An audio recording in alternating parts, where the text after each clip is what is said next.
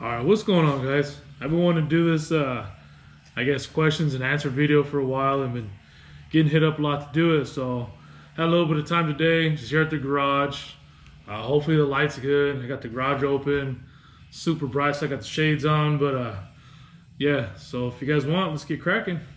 I just took a bunch of questions from Instagram and I think a few off Facebook and just from people texting me and stuff like that. So just got a bunch of questions, got some answers, got them written down, and yeah, let's go over them. So the first one was, what got me started into welding?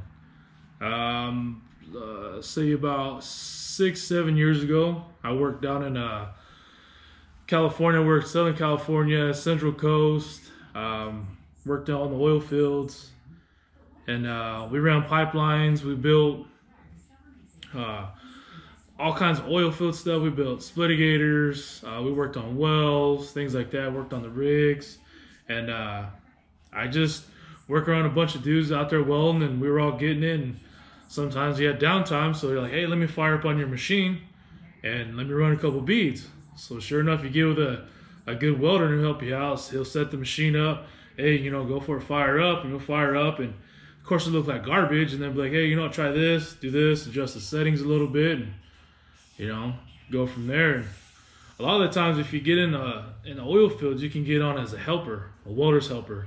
And if you get on with like a really good welder, which I've known of quite a few, they'll actually let you watch, they'll teach you, they'll show you. And I've known a lot of dudes that do that, and they're actually full-blown pipeliners now, and they're out making hundreds of thousands of dollars a year. So, but yeah, that's how I got my start. And I don't know, the oil fields is where it's at for me. I love that kind of work, and then being out there with a great group of dudes and learned a lot and shown a lot. And yeah, that's what got me hooked, and I've been hooked ever since. Okay, so next question is, why don't I post daily or more often? And the reason for that is I still work a full-time job.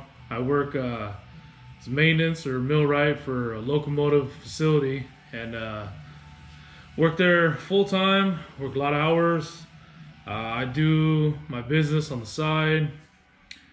Sometimes it's real hard to kind of balance the two, and you know, still got the family too, so it's trying to balance all that, trying to balance, you know, the YouTube, the job, you know, the welding, doing all the merch, shirts, stuff like that. It's a lot, and my wife helps out a lot too, but she also works full time. And then we got the kids, we got all their stuff we got to take them to, so I get a little backed up. So if everybody's like, oh, why don't you ever respond, or why don't you do this, why don't you do that, I mean, we're busy. So I mean, I'd like to eventually get full-time 100% with the welding, but it's taking a while, and I mean, there's steps you got to take and things you got to do. So let's see, why did I buy a brand new truck? So I've had my eye on a Duramax for forever, and I was starting to get more serious about welding, so I was like, you know, I might as well buy a Duramax and use that as a welding rig, so I have the best of both worlds. So then there was news that the L5P was going to come out, and it was supposed to be, you know, the best thing since sliced bread. So me being a Chevy guy, I'm like, you know, I'm going to wait, save them by that. So I got a buddy that works at the local dealership, hit him up, said, hey, I want to buy one of those trucks. He said, oh, I got one over here, come take a look.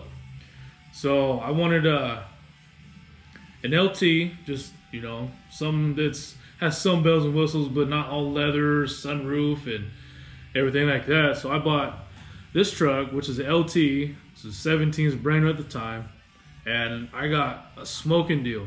So I was looking at 2012s and 13 Duramaxes, same thing, LT, crew cab, 4-wheel drive, and they were as much and some were more than I got the brand new one for. So I mean, obviously it's a no-brainer to buy a brand new truck, and I already got the thing almost halfway paid off. So I mean, there's that. So I mean, you don't necessarily need to go out and buy a brand new truck if you're just gonna start out. I was gonna get like a 12 or 13, or I was even trying to find an older Dodge, but everybody wants astronomical amount of money for those old Dodge Cummins, and especially I wanted a manual. So that right there, it's, oh, you want a manual transmission in your Dodge Cummins? Oh, here's extra $25,000 on top of that. So they were astronomically expensive. So there's just no way. So the next one, why did I buy a Chevy? I've been a Chevy guy my whole life. I've had one Dodge, other than GMCs and Chevys, and it was a little 88 Dodge D50 pickup. I mean, that thing was awesome. It was a manual transmission. Had a little 4-cylinder in it, but that thing was scooting too. I used to race all kinds of people in that, in Mexico, of course. But I just like Chevys. The independent front suspension, Allison transmission, of course the Duramax engines, tried and true, and that new L5P is a monster. So I absolutely love the truck. I love the body style, the styling. Never been a Ford guy, never really been a Dodge guy.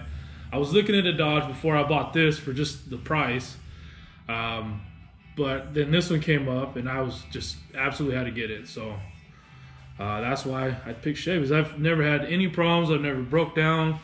I've never been stranded. I've never been left hanging by my trucks. This is probably the 10th or 11th Silverado I've owned, and I've never had one complaint about any of them. So I keep buying Chevys. I'll keep buying them until they start pooping out on me or they act like a Ford. Then I'll get rid of them. But let's see, how do I advertise? So a lot of the advertising I get is from the truck. All the stickers, and everywhere I go, I always rock my shirts. My wife rocks them. I got friends that rock them, and I get a lot of calls. Hey, I seen this guy wearing a shirt. Like, you do welding services? Absolutely. Or I get a lot from Instagram, or if I go out, I always pack business cards with me. So if I see somebody like a farmer or anybody that has a trailer and is like, hey, you know, I'm so and so, I'm Nate. You know, I own this mobile welding business, and they see the truck. Oh wow, that's awesome. That's so convenient. And so I give them my business card, and sure enough, they'll give me a call, and we'll go from there. Once I start getting a little more serious and I have the time and everything, the timing's right for me to start doing this 100%, I'm gonna go out and just everybody I see, every company, landscaping, equipment, construction, anybody, I'm just gonna give them all business cards and tell them, hey, I do this full time. There's emergency services, 24 hours, and just go talk to people face to face, basically. And as soon as they meet you, you know, if you go up, you approach them, and you know you're real good, you know your stuff. Say, hey, look at my truck. I'm legit. I have insurance. I have all this set. I have all the tools. I'm your guy. I'm your go-to guy, and I charge less than all the shops in town. But we'll get to that here in a minute. So let's see. Maybe how I advertise. Okay, so this is probably going to be the most controversial one so far. But I got asked, Miller or Lincoln? For me, I like Lincolns. Just everything from the looks to the sounds of a Lincoln. That's where it's at. I used to weld on my buddies. He had a 68 red face, and that thing was one of the most meanest, best welding machines I've ever used. And then I also had another buddy who bought a brand new, it was a Miller Pipe Pro. I think it was a 300 Pipe Pro. I'm not sure if it was a 300 or not, but I know it was a Pipe Pro. Welded with that, and that thing ran almost as good as that red face. So I'm still partial to Lincoln, but Miller's also coming out with like air packs, so you can have an air compressor built into your machine. So that right there is just a way of making even more money on top of the money you already make. So unless Lincoln comes out with, hey, we're gonna start putting, you know, air compressors in the machines, I might have to switch and go Miller eventually once I start getting a little more serious. And of course, put a flatbed on the truck, because it's gonna be a bigger machine than what I got now. Yeah, I mean, they're both good machines. It's all personal preference. But I just prefer Lincoln. But if the opportunity came up and there was a Miller that had everything I needed, I'd probably buy a Miller. whatever it's gonna take at the end of the day to make me money, that's what I'll invest my money into. So how I accept pay on the go. So I use this little guy here. Hope you guys can see it. It's called Clover Go, and it's made by Clover, and they have all kinds of payment processing things. They got like full-blown computers for like restaurants and things like that. But this little guy here, it's got so it's got your chip reader. It's got, you could swipe. It takes Apple Pay. It takes Android Pay, and you don't need service all the time for this thing to work. You can be way out in the field somewhere. This thing will still work. You can still accept pay, and it's been great so far. I tie it to my phone. I have an iPhone, so I tie it to that, tie it to the iPad. It's flawless. I can type in certain amounts to say if it's a returning customer, say, okay, you know, I got this job, and I'll only charge you, let's say $500. So you go into your app, you customize a $500 bill for them, and they swipe, they use their Apple Pay, they use the phone. You just take the phone, you put it next to it, boom, Apple Pay. Or Android Pay is the same thing. And it's instant, it goes right through. Then I can email right from my phone or the iPad. I can email out a receipt, so they get it instantly. And depending on your bank, like my bank takes sometimes 2 to 3 days to post the funds, but it always posts. So if you get this and you have issues with it taking even more longer than that, you can always call. They say, okay, it's pending, it's taking this long, and then the more and more I use it, the quicker it's hitting my bank account. So I don't know if that's due to my bank or if it's due to Clover, but I've had no issues, and that's what it looks like there. So this thing's been great. It comes with a little charger cord. I just plug it right in the truck, turn it on, it goes. The battery lasts forever on this thing. So I've had no issues with that. I love that little thing. So let's see, what brand of tools do I prefer? So I use a lot of different tools for a lot of different purposes. But for the tools I keep on my truck, it's going to be Metabo, obviously, for my grinders.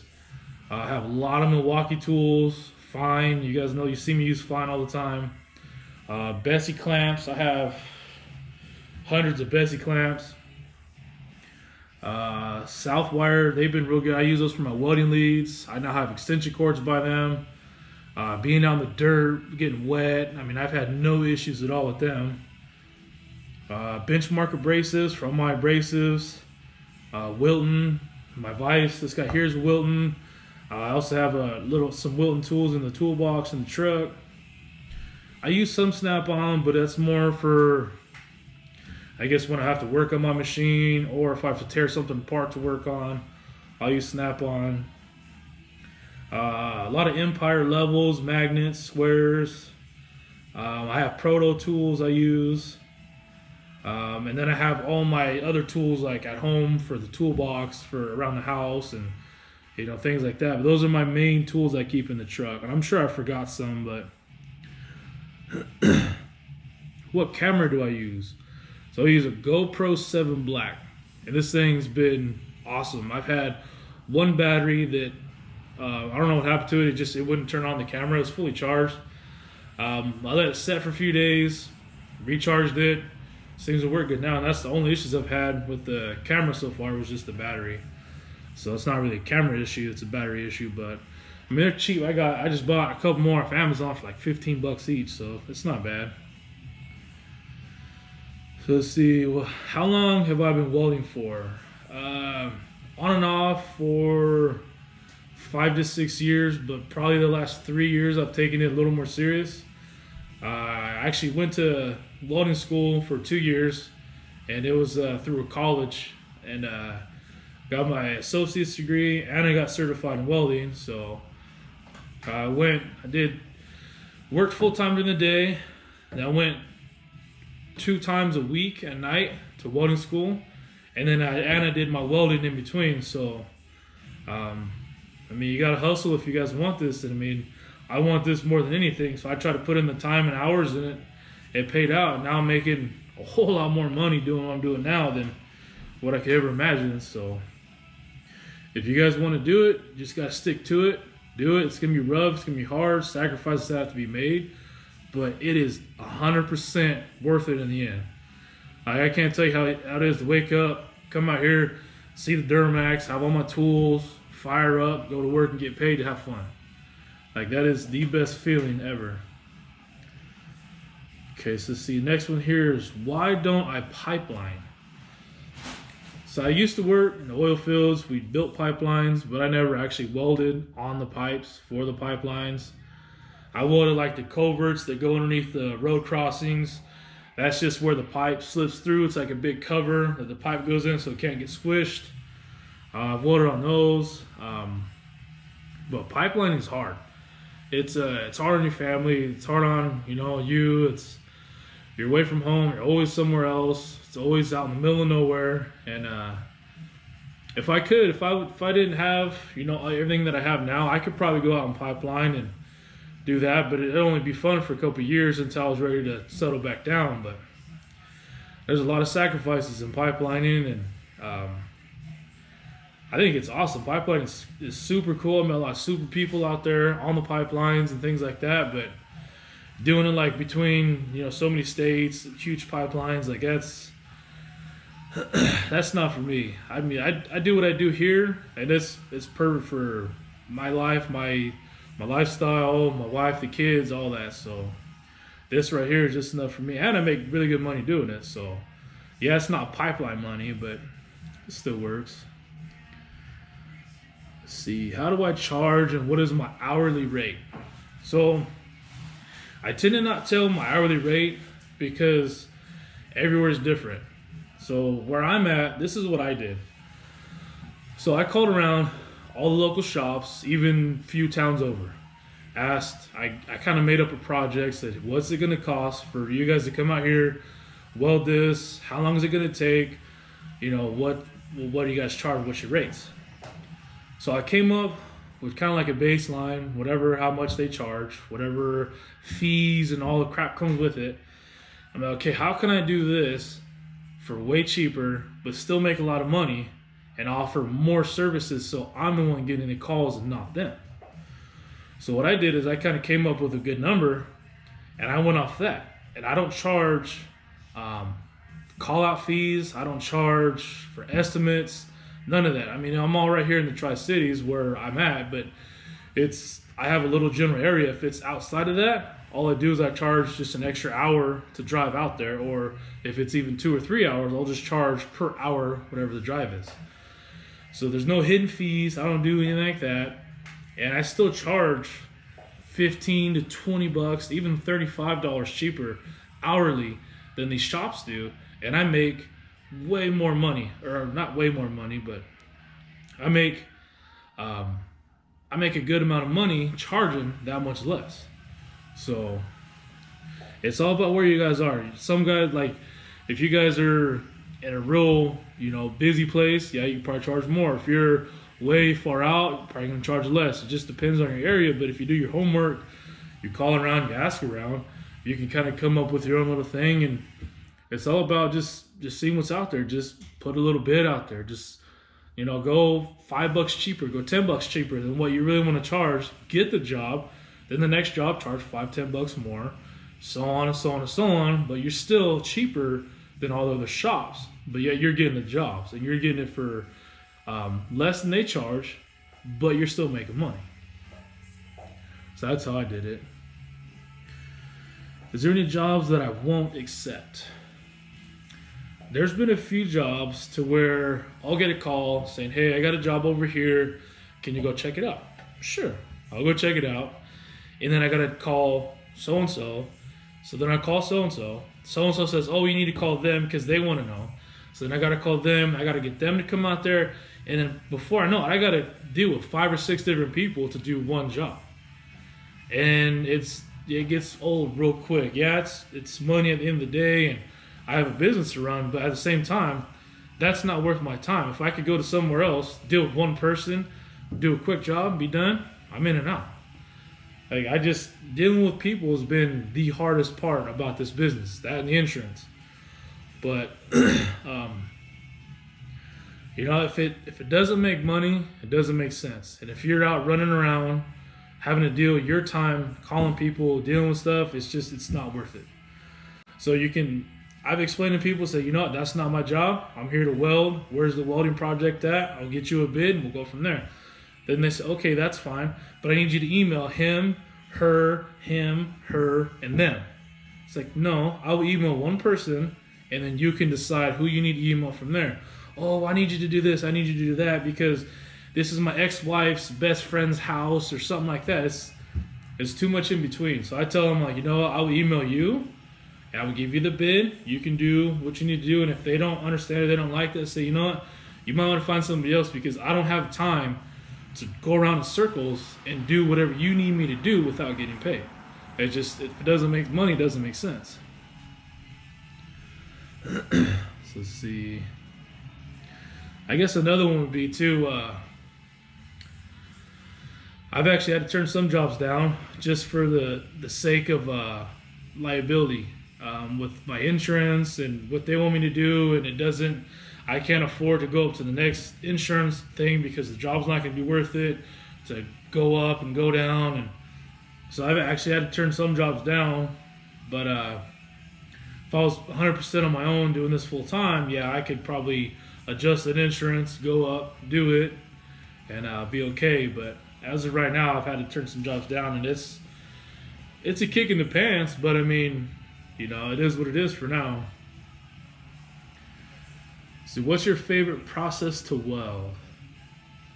Let's see. Well, I love stick welding. I've done that for probably the most. Most of my experience is stick welders, SMAW. I have a lot of certs in SMAW. I mean, MIG's pretty cool. It's a lot easier though. I mean, everybody can pretty much MIG. TIG, I'm starting to get into TIG, AC and DC side of TIG, and it's pretty legit. But I can see, you know, getting there, walking the cup. It's gonna take a little while, but as of right now, I think stick's about my favorite. Let's see. Why did I buy an ESOP 205? So for a few years, I did a lot of research on what machines to buy, what do I need to work with what, and so what it came out with was this Lincoln right here. So I bought that first. I bought it because it has all the power outlets, has the 220, it's a welder, it's a generator, so I can use all my tools at the back of the truck. And I was dead set on the Miller 215, the multi-process. Dead set. I was like, you know, I'm just gonna get it. Yeah, I'm gonna run a Miller off a Lincoln, whatever. I didn't care. If it makes money, it makes money. So I was getting ready to pull the trigger on that machine, and then a buddy of mine was like, hey, you might want to wait out. ESOP said they're gonna drop a machine that's multi-process. So I looked it up. Sure enough, in a few months they were gonna drop it. I was like, okay, I'll wait and I'll get that. And I'll check it out and see before I buy the Miller.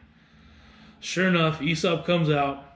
And it's pretty legit. I like the way it's built. I like that you can use it outside instead of the Miller was only in a shop. Only it can't get any water, dust, anything like that.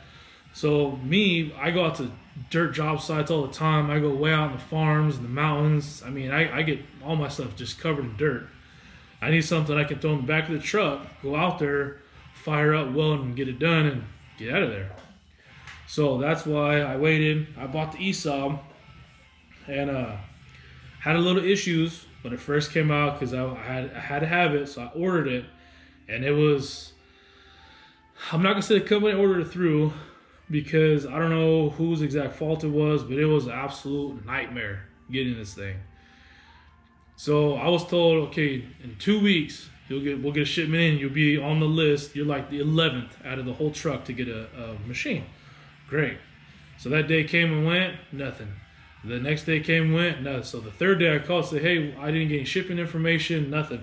Oh, well, we were shorted, we were this, we were that. And now it's gonna be another 2 weeks. I was like, okay, you know, I already had some jobs lined up, which I shouldn't have done. I shouldn't have opened my mouth and advertised and before I had, you know, count my chickens before they hatched. So what I did was I just, I kept calling. I kept calling. Where's the machine? Every day I would call. So they finally got to the point where they said, okay, we have one in. It's supposed to go out here, but we're going to send it to you instead. I was like, okay, great. So I finally got shipping information. It took I think it was like 6 days to finally get here. When it got here, it's completely damaged. I don't know if it was in shipping, what happened, if it was a machine that got shipped back to them because it was damaged and they just said, okay, it's fine, ship it out. And I got the turd, but this thing was like, the whole back was smashed, the machine was completely busted apart, the handles were broke, and this thing is stout. So however it broke, it might have fallen off the truck on the freeway, I don't know.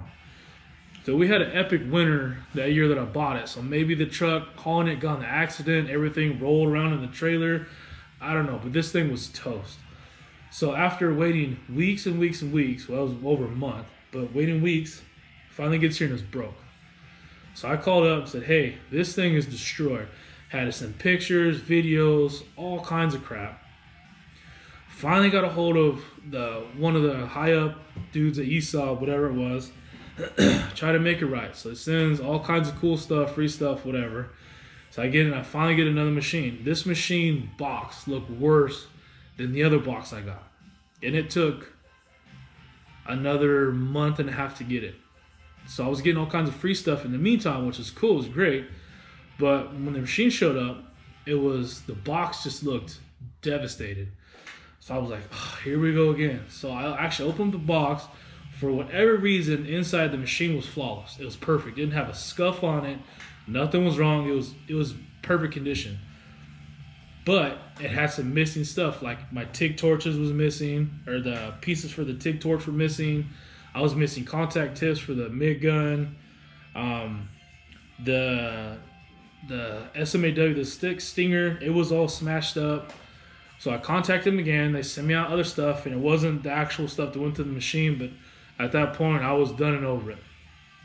So I've talked to other people that actually waited for these to hit the stores and buy them in the stores, and they said they've had no issues. Everything's fine. So it's been great. It was a little rough getting it, but that's my fault. I couldn't wait for them to hit the stores. I had to have it then. So lesson be learned.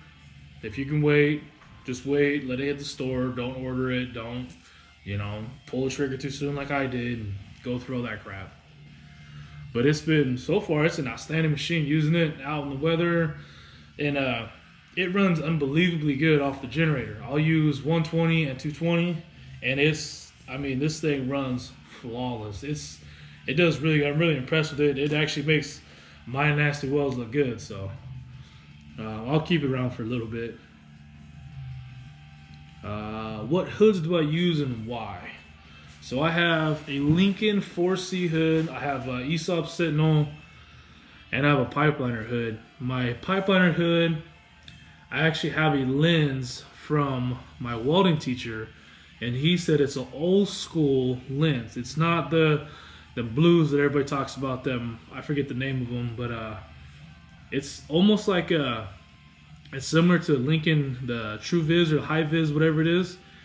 And this thing is legit. I love that hood, but I had it in my toolbox and I smashed the headgear, so I got to order some new headgear. My Lincoln 4C, that's been my favorite hood for a while, and I take all my welding tests with it. And I got the ESOB. It was part of the promotion when I bought the welding machine, and so they sent me that out. And I actually recently switched it to the clear lens instead of the yellow lens.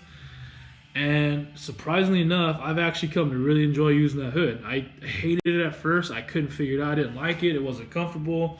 Now that's my go-to hood. I'll throw that thing on over my 4C, my Lincoln, and I like at first I didn't like how the light was super white.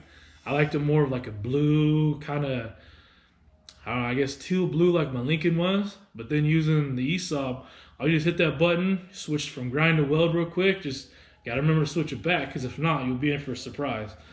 But I like how you can just flip that, hit the little button, boom, you can grind, you can flip back, hit the thing, you can go back to welding, boom.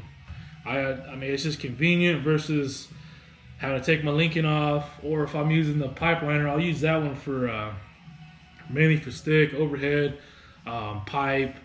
These other ones I use a lot for, like, if I'm just running horizontal or whatever, I'll just use these. But yeah, I've actually come to really enjoy using that ESOB, the Sentinel, the A50. It's been It's been a real good hood. Matter of fact, there. It's out for you guys. You guys have probably seen them before, but that's the Lincoln, the 4C. And then Aesop's sitting on the A50.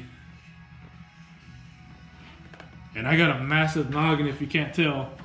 And I used to swear by that Lincoln, but then after rocking that Aesop for a little bit, the Aesop actually fits my head better than the Lincoln does. So that's one of my go-to hood. I put the clear lens over it, and I just took a welding test the other day, and money. So I don't know if it's the yellow kind of, I don't know if it actually does anything, but maybe it's just a clean lens. I don't know, but it was where it was at.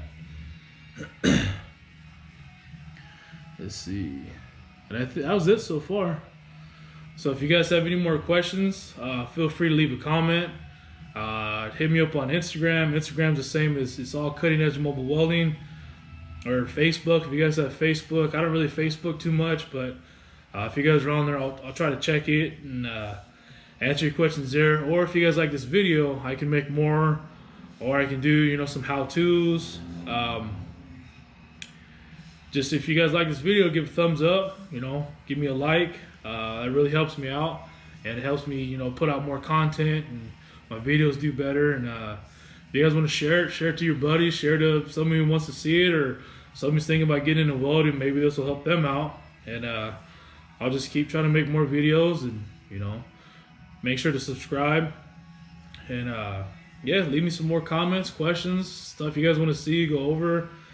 I'm gonna try to do a review on the machine. I'm trying to get everything kind of situated here at the house to do more work. I built this welding table, so I need to do a review on the Aesop, and you guys will probably enjoy that one. That'll be pretty fun. So yeah, guys, hope you guys have a good one, and remember, please like, share, and subscribe, and I'll see you guys on the next one.